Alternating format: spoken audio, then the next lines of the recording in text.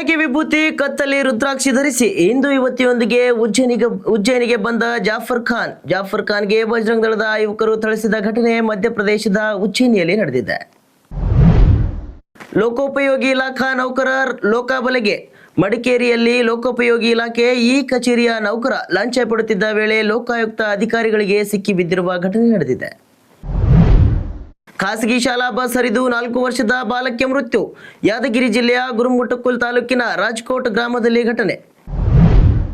ಬೆಳ್ಳಿ ಬೆಲೆ ಪಾತಾಳಕ್ಕೆ, ಸಾರ್ವಕಾಲಿಕ ಗರಿಷ್ಠ ಮಟ್ಟದಿಂದ ಭಾರೀ ಕುಸಿತ, ಹೂಡಿಕೆದಾರರಲ್ಲಿ ಹೆಚ್ಚಿದ ಆತಂಕ.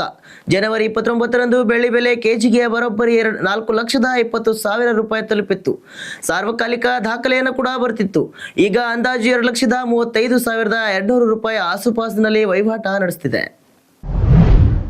ಗುರುವಾರದಿಂದ ರಂಜಾನ್ ಉಪವಾಸ ಆರಂಭ. ಮಂಗಳವಾರ ಪವಿತ್ರ ರಂಜಾನ್ ಮಾಸದ ಪ್ರಥಮ ಚಂದ್ರ ದರ್ಶನ ಆಗಿಲ್ಲ. ಹೀಗಾಗಿ ಕರಾವಳಿ, ದಕ್ಷಿಣ ಕನ್ನಡ, ಉಡುಪಿ ಜಿಲ್ಲೆಗಳಲ್ಲಿ ಗುರುವಾರದಿಂದ ರಂಜಾನ್ ಉಪವಾಸ ಆರಂಭ.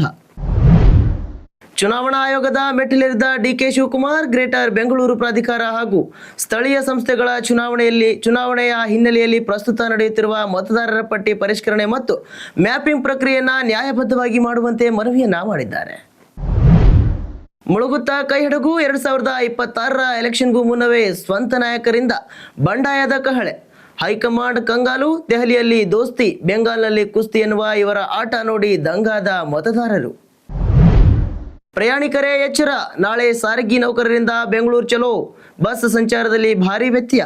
ವಿವಿಧ ಬೇಡಿಕೆಗಳ ಈಡೇರಿಕೆಗೆ ಆಗ್ರಹಿಸಿ ಸಾರಿಗೆ ನಿಯಮಗಳ ಕಾರ್ಮಿಕ ಸಂಘಟನೆಗಳ ಜಂಟಿ ಕ್ರಿಯಾ ಸಮಿತಿಯು ನಾಳೆ ಬೆಂಗಳೂರು ಚಲೋ ಬೃಹತ್ ಪ್ರತಿಭಟನೆಯನ್ನ ಕರೆ ನೀಡಿದೆ.